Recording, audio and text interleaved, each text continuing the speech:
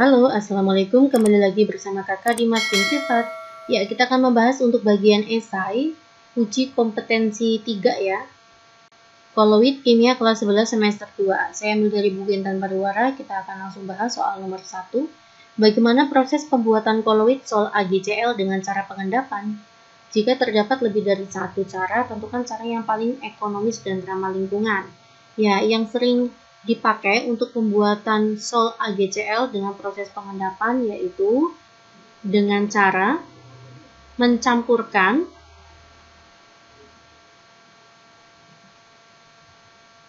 dua macam larutan elektrolit ya.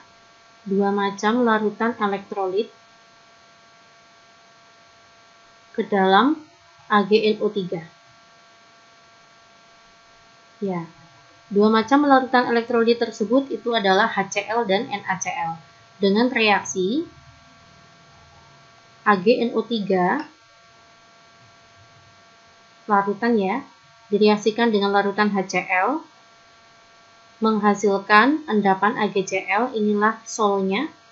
Endapan AgCl ini solid ya. Dan hasil sampingnya adalah HNO3. Ini adalah reaksi pembuatan sol AgCl dengan mereaksikan AgNO3 dengan HCl. Bisa juga dengan reaksi AgNO3 dengan NaCl. Akan menghasilkan sol AgCl berupa solid ya, dan NaNO3. Ya, inilah reaksi untuk pembuatan sol AgCl dengan proses pengendapan. Nah, jika yang ditanya yang ekonomis, menurut saya yang ekonomis apabila pada reaksi AgNO3 dengan NaCl. Karena NaCl itu kan garam ya, itu lebih ekonomis. Oke ya, semoga membantu. Kita lanjut ke soal nomor 2. Jelaskan cara pembuatan sol AS2S3 dengan cara reaksi pemindahan atau substitusi. Yaitu dibuat dengan cara mengalirkan gas asam sulfida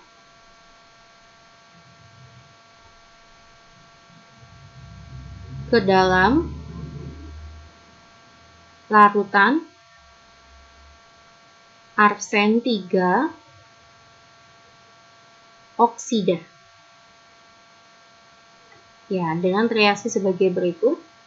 AS2O3 bentuknya larutan ya, direaksikan dengan asam sulfida.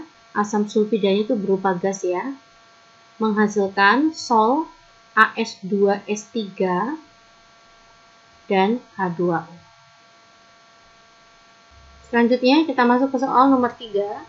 Mengapa dalam proses pembuatan gel kalsium asetat, serbuk kalsium asetat harus dilarutkan ke dalam air terlebih dahulu sebelum dilarutkan ke dalam alkohol? Ya, hal itu dikarenakan kalsium asetat itu sukar larut dalam medium alkohol ya.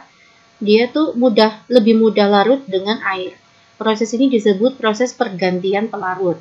Jadi, gel kalsium asetat itu dibuat dengan cara melarutkan kalsium asetat ke dalam air terlebih dahulu, sehingga diperoleh larutan jenuh.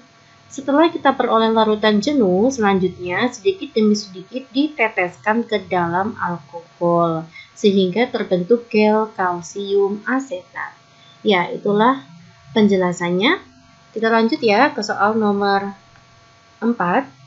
Jelaskan cara pembuatan koloid dengan cara peptisasi. Berikut 3 contoh pembuatan koloid dengan cara tersebut. Pembuatan dengan cara peptisasi itu adalah cara pembuatan koloid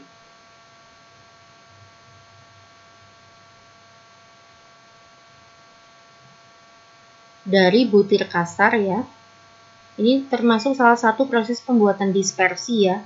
Suspensi dibuat menjadi koloid dari butir kasar atau dari suatu endapan dengan bantuan suatu zat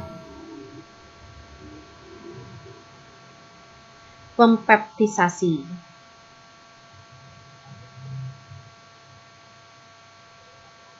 ya, atau zat pemecah ya, untuk dirubah menjadi koloid. Inilah penjelasan tentang proses peptisasi. Contoh pembuatan koloid dengan cara tersebut. Yang pertama, adik bisa buat sebagai contoh agar-agar dipeptisasi oleh air. 2. Contohnya, endapan NiS dipeptisasi oleh H2S. Dan yang ketiga contohnya adalah Sol AlOH3 dibuat dengan cara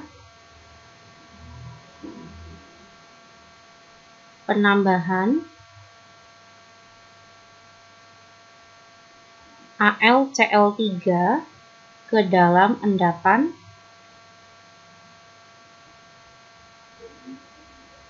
AlOH3.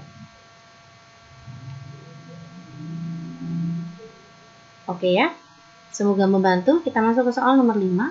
Bagaimana cara pembuatan sol AgCl dengan reaksi dekomposisi rangkap? Dapat dilakukan dengan cara mencampurkan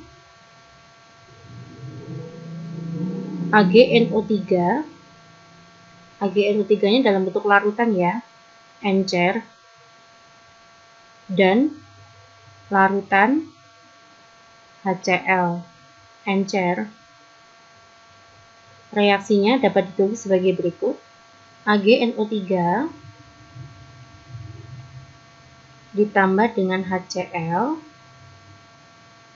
menghasilkan AgCl. Nah, inilah solnya ya, sol AgCl. Dan hasil sampingnya HNO3. Ya, inilah proses pembuatan sol AgCl dengan reaksi dekomposisi rangkap dengan mencampurkan larutan AgNO3 dengan HCl encer. Oke ya, terima kasih perhatiannya, semoga bermanfaat. Assalamualaikum.